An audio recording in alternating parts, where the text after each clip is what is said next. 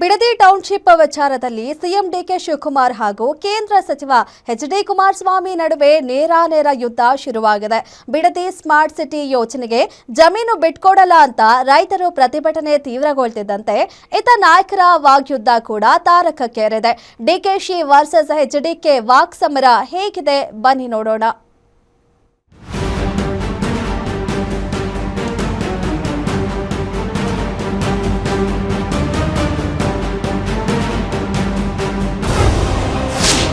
ದಳಪತಿಗಳ ವಿರುದ್ಧ ಬಂಡೆ ನೇರಾನೇರ ವಾಕ್ಸಮರ. ಬಿಡದಿ ಟೌನ್ಶಿಪ್ ಪಿತಾಮಹ ನಾನಲ್ಲ ಅಂತ ಕೌಂಟರ್. ಬಿಡದಿಯಲ್ಲಿ ಟೌನ್ಶಿಪ್ ನಿರ್ಮಾಣ ವಿಚಾರಕ್ಕೆ ಡಿಕೆ ಶಿವಕುಮಾರ್ ಮತ್ತು ಎಚ್.ಡಿಕೆ ನಡುವೆ ಮಾತಿನ ಕಾಳಗ ಮತ್ತಷ್ಟು ಜೋರಾಗಿದೆ. ಅಧಿಕಾರಿಗಳ ಮೇಲೆ ದಾಳಿ ಬೆನ್ನಲ್ಲೇ ಸಿಎಂ ಡಿಕೆ ಶಿವಕುಮಾರ್ ಸುದ್ದಿಗೋಷ್ಠಿಯುದ್ದಕ್ಕೂ ನೇರಾನೇರ ಎಚ್.ಡಿಕೆ ವಿರುದ್ಧ ಗುಡುಗಿದ್ದಾರೆ. ಬಿಡದಿಯಲ್ಲಿ ನಡೆದ ಘಟನೆ ನನ್ನ ಮನಸ್ಸಿಗೆ ನೋವಾಗಿದೆ. ಬಿಡದಿ ಟೌನ್ಶಿಪ್ ನನ್ನ ಯೋಜನೆ ಅಲ್ಲ. ನಾನು ಬಿಡದಿ ಟೌನ್ಶಿಪ್ ನಿರ್ಮಾಣಕ್ಕೆ ಫೌಂಡೇಶನ್ ಹಾಕಿಲ್ಲ. ನಾನು ಮುಖ್ಯಮಂತ್ರಿ ಆಗಿದ್ದಕ್ಕೆ ಕೆಲವರಿಗೆ ಸಹಿಸಲು ಆಗುತ್ತಿಲ್ಲ. ನಾನು ಸಿಎಂ ಆಗಿದ್ದಕ್ಕೆ ಕೆಲವರು ನಿದ್ದೆನೇ ಮಾಡುತ್ತಿಲ್ಲ. ನಾನೊಬ್ಬ ರೈತನ ಮಗ. ರೈತರ ಶ್ರಮದ ಬಗ್ಗೆ ನನಗೆ ಗೊತ್ತಿದೆ ಎಂದು ಡಿಕೆಶಿ ಕೆಂಡಕಾರಿದ್ದಾರೆ. ಅನೇಕ ಮುಖ್ಯಮಂತ್ರಿಗಳು ಇಂಡಸ್ಟ್ರೀಸ್ ಏನು ತೀರ್ಮಾನಗಳನ್ನು ಮಾಡ್ಕೊಂಡು ಬಂದರು ಅದನ್ನ ನಾನು ಮುಂದುವರಿಸಿ ಅಂತ ಹೇಳಿದ್ದೆ. ನಾನೊಬ್ಬ ರೈತನ ಮಗ. ನಾನು ಕಪ್ಟ ವ್ಯವಸಾಯ ಮಾಡದೇ ಇದ್ರು ಕೂಡ ಹುಟ್ಟಿನಲ್ಲಿ ನಾನೊಬ್ಬ ರೈತನ ಮಗ.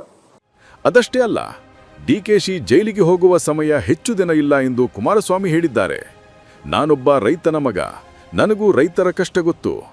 ಜೈಲಿಗೆ ಕಳಿಸಲು ಸಂಚು ಮಾಡಿದ್ರು. ನನಗೆ ಜೈಲು ಹೊಸದಲ್ಲ. ಇನ್ನೊಂದು ದಿನ ಎಲ್ಲವನ್ನೂ ಬಯಲು ಮಾಡ್ತೀನಿ ಅಂತ ಹೊಸ ಬಾಂಬ್ ಸಿಡಿಸಿದ್ದಾರೆ. ನಾನು ಸಿಎಂ ಆಗಿರೋದು ಪಾಪ ಕೆಲವರಿಗೆ ತಡ್ಕೊಳಕ್ ಸಾಧ್ಯನೇ ಆಗ್ತಾ ಇಲ್ಲ. ನಿದ್ರೆ ಬರ್ತಾ ಇಲ್ಲ. ಈ ರಾಜ್ಯದ ಅಭಿವೃದ್ಧಿ, ಜನ ತೋರಿಸಿರೋಂತ ಪ್ರೀತಿ ಸಹಿಸಕ್ ಆಗ್ತಾ ಇಲ್ಲ. ನನ್ನ ಜೈಲಿಗೆ ಕಳಿಸ್ಬೇಕು, ಜೈಲಿಗೆ ಹೋಗೋದಕ್ಕೆ ಎಷ್ಟು ವರ್ಷಗಳಿಂದ ಸಂಚುಗಳು ನಡೀತು ಅನ್ನೋದು ಕೂಡ ನಾನು ಇನ್ನೊಂದು ದಿನ ನಿಮಗೆ ವಿವರಿಸಿ ನಾನು ತಿಳಿಸ್ತಾ ಇದ್ದೇನೆ.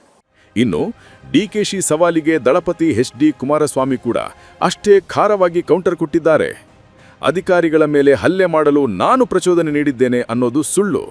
ದಮ್ಮಿದ್ರೆ ನನ್ನನ್ನೇ ಅರೆಸ್ಟ್ ಮಾಡಬೇಕಿತ್ತು. ನಾನು ಚಿತಾವಣೆ ಮಾಡಿದ್ದೇನೆ ಅನ್ನೋದಾದ್ರೆ ನನ್ನ ಮೇಲೆ ಕೇಸ್ ಹಾಕಿ ನನ್ನನ್ನೇ A1 ಮಾಡಿ, ಅದನ್ನು ಬಿಟ್ಟು ಅಮಾಯಕ ರೈತರ ಮೇಲೆ ಕೇಸ್ ಹಾಕಿಸಿದ್ದಿರಲ್ಲ. ಇದು ನ್ಯಾಯನಾ ಅಂತ ಪ್ರಶ್ನಿಸಿದ್ದಾರೆ. ಈಗಿನ ಮುಖ್ಯಮಂತ್ರಿಗಳಿಗೆ ನೆನಪಿಸ್ಕೊಡ್ತೇನೆ.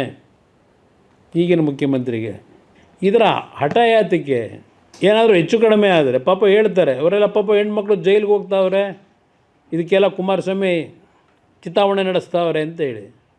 ಆಗಿದ್ದರೆ ನನ್ನ ಚಿತಾವಣೆ ಇದೆ ಅಂತ ನನ್ನ ಮೇಲೆ ಕೇಸ್ ಹಾಕಿ, ತಯಾರಾಗಿದ್ದೀನಿ. ಕೇಸ್ ನನ್ನ ಮೇಲೆ A1 ಮಾಡಬೇಕಲ್ಲ. ನಾನು ಚಿತಾವಣೆ ಮಾಡಿದರೆ ಈ 500 ದಿನದಿಂದ ನನ್ನ ಹೆಸರೇ ಹಾಕ್ಬಿಟ್ರು. ಹಾಕ್ಸ್ಬೇಕಾಗಿತ್ತು ನನ್ನದೇ ಹೆಸರನ್ನ. ಪಾಪ ಅಮಾಯಕರನ್ನ ಹಾಕೊಂಡವ್ರಲ್ಲ ಹೆಸರನ್ನ. ಅಷ್ಟೇ ಅಲ್ಲ, ಅಧಿಕಾರಿಗಳ ಮೇಲೆ ಯಾಕೆ ಸವಾರಿ, ನೇರವಾಗಿ ನನಗೆ ಹೊಡೆಯಿರಿ ಎಂದ ಡಿಕೆಶಿಗೆ ನಿಖಿಲ್ ಕುಮಾರಸ್ವಾಮಿ ಕೌಂಟರ್ ಕೊಟ್ಟಿದ್ದಾರೆ. ಬಾಗಲಕೋಟೆಯಲ್ಲಿ ಮಾತನಾಡಿದ ಅವರು, ಮೊದಲು ಅವರು ಚರ್ಚೆ ಮಾಡಕ್ಕೆ ಸಿಗಲಿ, ಆಮೇಲೆ ಹೊಡೆಯೋದು ಎಂದರಲ್ಲದೆ. ಕುಮಾರಣ್ಣ ಸಿಎಂ ಆಗಿದ್ದಾಗ ರೈತರನ್ನ ಕರೆಸಿ ಕೃಷ್ಣಾ ಕಚೇರಿಯಲ್ಲಿ ಮುಕ್ತವಾಗಿ ಸಭೆ ಮಾಡಿದ್ರು. ಆದರೆ ಡಿಕೆಶಿ ತಮಗೆ ಬೇಕಾದವರನ್ನ ಮಾತ್ರ ಕರೆಸಿ ಕಾಟಾಚಾರಕ್ಕೆ ಸಭೆ ಮಾಡಿದ್ದಾರೆ. ಹಸಿರು ಶಾಲು ಹಾಕಿಕೊಂಡವರೆಲ್ಲ ರೈತರ ಅಂತ ಪ್ರಶ್ನೆ ಮಾಡಿದ್ದಾರೆ. ಕೈಗೆ ಸಿಕ್ತಲ್ವಲ್ಲ ಹೊಡಿಯಕ್ಕೆ, ಹೊಡಿಯೋದಿರ್ಲಿ, ಚರ್ಚೆ ಮಾಡಕ್ಕೆ ಕೈಗೆ ಸಿಕ್ಲಿಲ್ವಲ್ಲ. ಇದೇ ಕುಮಾರಣ್ಣ ಅವರು ಈ ಪ್ರಾಜೆಕ್ಟ್ ನ ಕೈ ಬಿಡ್ತಕ್ಕಂಥದ್ದಕ್ಕೆ 3 ಸಭೆ ತಮ್ಮ ಕೃಷ್ಣ ಕಚೇರಿಯಲ್ಲಿ, ಬಂಡಪ್ಪಣ್ಣನ್ ಗೊತ್ತಿದೆ ಅಲ್ಲ, ಅವ್ರು ಸಾಕ್ಷಿ ಇದ್ದಾರೆ. ಕೃಷ್ಣ ಕಚೇರಿಯಲ್ಲಿ 3ನೇ ಸಭೆ ಮುಕ್ತಾಯ ಆದಾಗ ರೈತರನ್ನ ಕರೆಸ್ತಾರೆ. ಆಮೇಲೆ ರೈತರನ್ನ ಯಾವ ತರ ಕರೆಸಿದ್ರು ಅಂದ್ರೆ, ಅಲ್ಲಿರ್ತಕ್ಕಂಥ ಯಾರು ಬೇಕಾದ್ರೂ ಬರ್ಬೋದು ಅಂತ ತುಂಬ ಹೃದಯದಿಂದ ಸ್ವಾಗತ ಕೋರಿದ್ರು. ಇಲ್ಲಿ ಮೊನ್ನೆ ಒಂದು ಕಾಟಾಚಾರದ ಸಭೆ ಮಾಡಿದ್ರು 2 ತಿಂಗಳ ಹಿಂದೆ ಮುಖ್ಯಮಂತ್ರಿಗಳು. ತಮಗ್ ಬೇಕಾದಂತ ರೈತರು, ಹಂಗಾದ್ರೆ ರೈತರು ಬಂದವರೆಲ್ಲ ಅಲ್ಲಿ ಯಾರು ಕೂಡ ಅಲ್ಲಿ ಕೊಡ್ತಕ್ಕಂಥದಕ್ಕೆ ಒಲವು ಸೂಚಿಸಿದ್ರ. ಒಟ್ನಲ್ಲಿ ಬಿಡದಿ ಟೌನ್ಶಿಪ್ ನೆಪದಲ್ಲಿ ಶುರುವಾಗಿರೋ ಈ ರಾಜಕೀಯ ಜಿದ್ದಾಜಿದ್ದಿ ಸದ್ಯಕ್ಕಂತೂ ತಣ್ಣಗಾಗುವ ಲಕ್ಷಣ ಕಾಣ್ತಾ ಇಲ್ಲ. ರೈತರ ಹೆಸರಿನಲ್ಲಿ ಶುರುವಾದ ಈ ಫೈಟ್ ಮುಂದಿನ ದಿನಗಳಲ್ಲಿ ಯಾವ ತಿರುವು ಪಡೆದುಕೊಳ್ಳುತ್ತೆ ಕಾದು ನೋಡಬೇಕಿದೆ. Durgesh Nayak, political bureau, guarantee news.